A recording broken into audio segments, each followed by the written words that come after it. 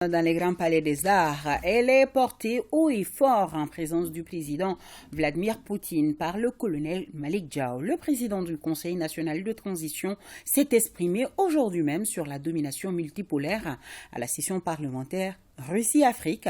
Nos envoyés spéciaux à Moscou sont Garibou Pérou et Tchédje Kamara. Pas de domination bipolaire, encore moins unipolaire. Mieux, les parlements russes et africains optent pour la domination multipolaire. Autrement dit, le monde ne sera plus dominé par une ou deux puissances, mais par plusieurs. Aucune puissance n'a aujourd'hui suffisamment de pouvoir ou d'atouts pour influencer et diriger le monde toute seule. Rien ne sera plus comme avant, parce que dans toute puissance se trouve une impuissance, et dans toute impuissance se trouve également une puissance, comme pour dire que nous, en tant que pays africains, nous avons aussi de la matière et du potentiel pour influer sur le système géopolitique mondial. Nous devons à présent, de manière responsable, pouvoir dire non au coaching improductif, voire stérile d'anciens colonisateurs, toujours prompts à s'ingérer dans les affaires intérieures de nos États et à jouer aux pyromanes sapeurs-pompiers juste pour leur propre intérêt.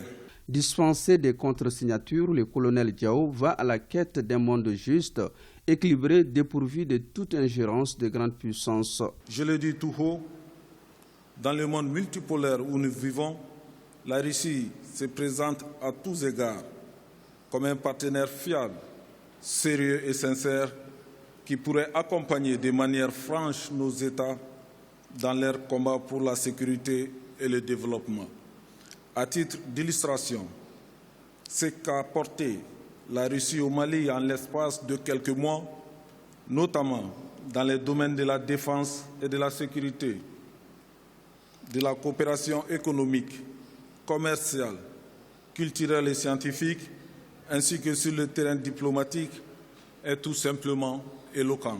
Notre marche vers la liberté est irréversible et nous devons permettre à personne de se mettre sur notre chemin.